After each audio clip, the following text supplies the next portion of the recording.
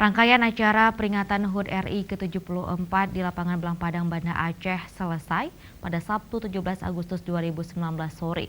Hal ini ditandai dengan diturunkannya sangsaka merah putih oleh tim Paskibraka bertindak sebagai inspektur upacara penurunan bendera merah putih pada HUT RI ke-74 Wali Kota Banda Aceh Aminullah Usman.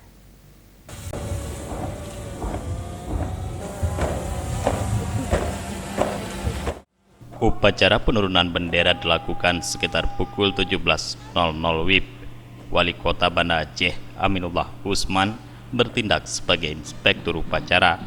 Kasdam Iskandar Muda, Wakil Ketua DPRA, Kepala BNNP Aceh, dan Dim 0101 BS, Kapolresta Banda Aceh, serta Sekdaku Kota Banda Aceh Bahagia hadir dalam upacara ini. Upacara penurunan bendera ini berlangsung dengan lancar dan hikmat. Pasukan Paskibraka yang terdiri dari siswa-siswi terbaik dari berbagai sekolah menengah di Banda Aceh berhasil menjalankan tugasnya dengan baik.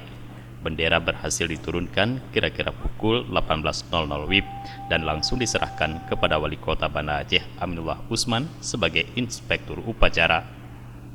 Edi Sunarman, Aceh TV.